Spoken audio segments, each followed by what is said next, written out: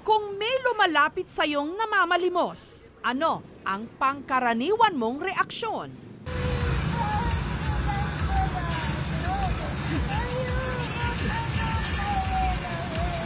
Ang isang pasahero sa jeep, hindi kinayang magbulag-bulagan o magbingi-bingihan sa kanyang nasaksihan. Hospital, kita, ipin lang yan anak. Huwag ka na umiyak kasi nahirapan din ako. Isang umiiyak na ama, bit-bit ang kanyang anak na babae, humihingi ng tulong. Thank you po sa tuloy niyo po, Ma'am Sir. God bless po. Si tatay, di umano, may diabetes, habang ang kanyang anak nagugutom at sumasakit ang ngipin. Mama na. Maraming netizens ang naawa, hindi mabilang ang nagtag sa aming programa para itampok ang kanilang istorya. Pero marami rin ang nagduda. Sa panahon kasi ngayon, modus na ito ng ilan nagpapaawa para magkapera. Pero may basehan ba ang mga duda o karapat-dapat bang tulungan ang mag-ama? Para masagot ang mga tanong na yan, hinanap namin ang mag-ama. At ayon sa pananaliksik ng aming team, tiga-barangay FVR sa Norzagaray, Bulacan ang mga ito. Agad nagtungo roon ang aming team. Ma'am, good afternoon po. Hinahanap po namin yung lalaki po ito. Viral po ngayon sa Facebook. Familiar po kayo kay tatay po, ma'am? Familiar mo, sir. Phase 1 po. Black Tree. Ano yung pangalan po ni tatay? George Sheriban. Kilala niyo po ba yung lalaki sa picture po? Taga dito daw po yun? Oo nga po, dito yan. Hanggang dinala sila sa bahay na ito kung saan naroon si George Siriban, 48 anyos. Ano po yung pangalan ng anak niyo po dito na nasa picture po? Kinet po. Kenneth, nakunan po kayo na umiiyak po. Ba't po kayo umiiyak? Grabe yung kirot ng ipin niya. Hmm. Isa pa, wala akong pambiling gamot kaya umakyat po kami sa jeep. Para mangingi ng konting tulong, para makabili ng gamot lang niya. Alas 6 pa lang ng umaga, gising na ang mag-ama. Naghahanda para sa isang malayo-layong biyahe. Kahit wala pang laman ang kanilang tiyan, maglalakad sila papuntang terminal ng jeep pa Fairview. Dahil halos wala nang makita ang kaliwang mata ni Tatay George dahil sa kanyang diabetes, si Kenneth ang nagsisilbing mata at gabay niya sa kalsada. Nasasaktan ako. Minsan lagi siyang kinakausap, anak, pasensya ka na. May sakit na si Papa. At sa tuwing nahihilo raw sa init at pagod ang kanyang ama, nariyan si Kenneth. Hinihilat ka pa siya. Bakit mo siya hinihilot? Kasi ay hihilot siya. Pagdating sa terminal, nakiusap si Tatay George sa mga driver ng jeep. Ako po ay umakyat sa mga jeep para makalapit po sa mga pasero, makahingi po ng konting tulong para po sa akin pong sakit na diabetes. Salamat po. Sa isang araw, 4 na beses na nag-aakyat manaog sila ng mga jeep para mamalimos. Upang makahingi lang po ng konting tulong, para sa akin pong kalagayan. Po kasi masisira na po yung aking mga mata dahil ako po ay may sakit po na diabetes. Maraming salamat po ma'am sa tulong po. God bless po. Kapag sila'y sinuswerte, nakaka 500 pesos sila. Pero ayon kay George, isang beses lang kada linggo nila ito nagagawa kung talagang walang-wala na sila. Aalis lang po kami pag wala po akong pambili ng gamot na, pambili ng pagkain namin. At kung kailangan po sanang pupunta kami ng ospital, pupunta kami. Kaya lang minsan, kulang naman po yung nasusulisit po. Huwag makulit Kenneth, pupunasan kita Gustong linawin ni Tatay George, hindi sila bahagi ng anumang modus. Malaki raw ang naitutulong ng kanilang nalilimos para sila'y mabuhay. Siya na kasi ang tumatayong tatay at nanay pa sa kanyang anak o naytay sa kanyang anak. Hiwalay na sila ng ina ni Kenneth, 6 na taon na. Napakahirap po ang maging ama, maging ina. Lagi ko po sinasabi sa kanya na si Papa wala nang trabaho. Kung meron man ay tama lang sa pangkain natin dalawa. At kung di man kita mabilan ng gamit, magpapasensya mo muna. Ang mga kapitbahay mismo nila ang magpapatunay na hindi racket o modus ang ginagawang pamamalimos ng mag-ama. Bilang kapitbahay, malapit sa amin, pag may problema naman, umiyak talaga siya na, paano ba ito anak ko, ganito, ganyan. Hindi ko na alam kung anong gagawin ko dahil yung mata ko malapit ng mabulag. Sino mag-aalaga na anak niya? Samantala, dahil kapos sa buhay, hindi nakapasok sa eskwelahan si Kenneth. Kaya ang kanyang ama ang tumatayo na rin niyang guro. At hindi lang naman daw sa pamamalimos sila umaasa. Katunayan, dating reflexologist si Tatay George. Kumikita ng 15 to 20,000 pesos kada buwan.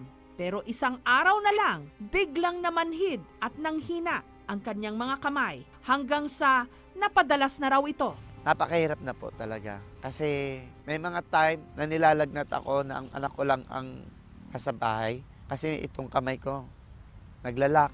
Na-diagnose si George na merong diabetes. Ang nakakaalarma dahil sa komplikasyon, unti-unti na siyang nabubulag.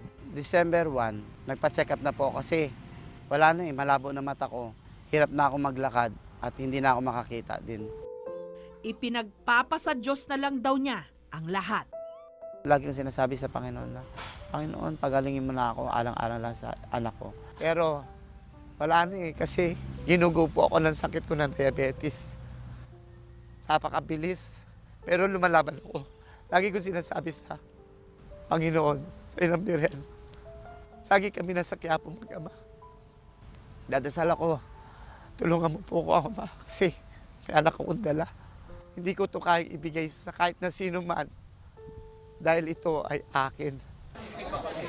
Dito po yung inuupahan ko. Ang upa ko po dito ay 1,000, pero wala siyang CR, walang tubig. Kaya ang ginagawa ko po, nag-iigib ako ng tubig. Mainit po ito. Grabe yung init dito sa loob ng bahay pag ganitong oras.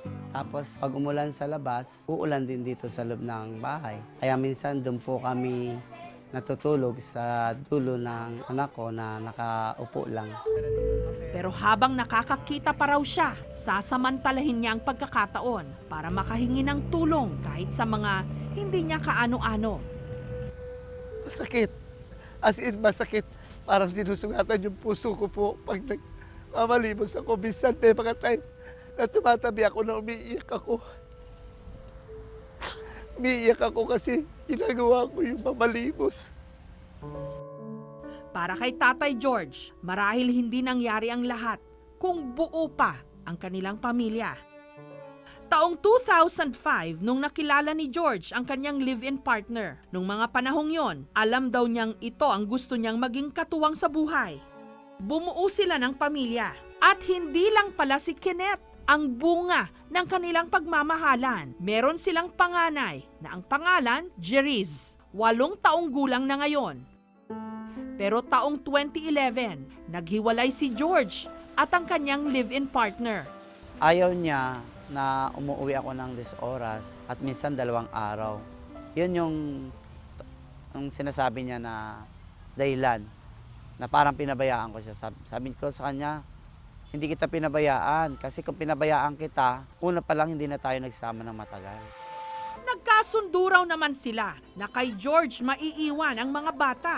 Hindi niya inakala na tinangay si Jeriz nang walang paalam sa kanya. Itinaon nila, December 1, nung kaming itong bunso kong anak, na nagpa-check up na ako. Pagdating ko, wala na. Dumating po yung lola ng mga bata na from Binangonan. Dahil binigyan ng signal nung ina na sunduin na sila. Kaya ganun na lang ang pangungulila ni George sa kanyang panganay. Gusto ko pa rin hanggat kaya ko pa rin siyang alagaan. Gusto ko pa rin. Kahit na anong mangyari, hindi ko siya ibibigay. Wala nang tutulong sa akin, basta kasama ko ang anak ko. Doon ako masaya. Ipinakonsulta ng aming team si Tatay George sa isang doktor, isang endocrinologist. Yung inyong blood pressure, okay, maayos pa naman. May diabetes talaga siya, pero may komplikasyon na siya eh. Katulad doon sa mata, pamamanhid at mga tusok-tusok din sa mga paa na nagkukos ng kanyang paghihirap din at hirap sa pagtulog. So tuturuan natin siya ng konting diet na basic lang yung kaya niyang sundan. May mga blood test na gagawin para ma-fine-tune ang gamutan. may inihanda rin kaming sorpresa para sa kanila. Uy, ikaw pala. Uy, baby ko. Namiss kita na.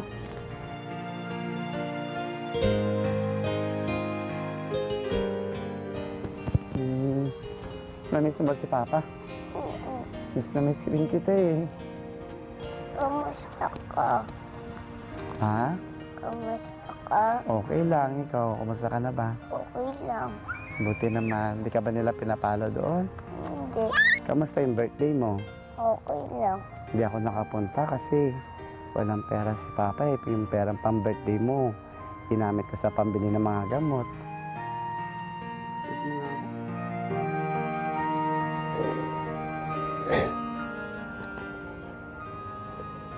Wala akong nagawa eh nung kinuha ka nila sa akin ng gabi. Kasi galing kami sa hospital, nagpa-check up ako. Hindi ko man gusto mawala ka sa akin. Pero wala akong magawa kasi kapatid mo sila.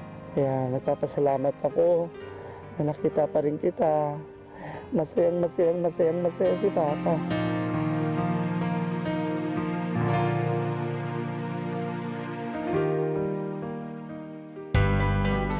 At dahil hindi nagkasama ang mag-ama nung nag-8th birthday si Jerice, nito lang Abril, ngayon sila nag-celebrate.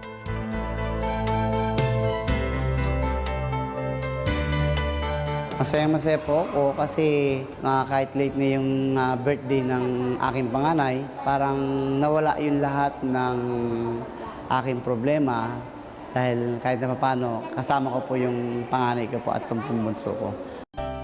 Araw ngayon ng mga ina.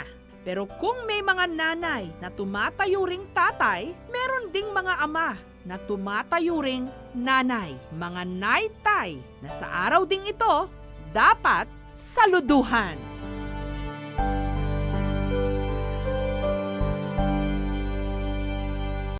Thank you for watching mga kapuso. Kung nagustuhan niyo po ang videong ito, subscribe na sa GMA Public Affairs YouTube channel. And don't forget to hit the bell button for our latest updates.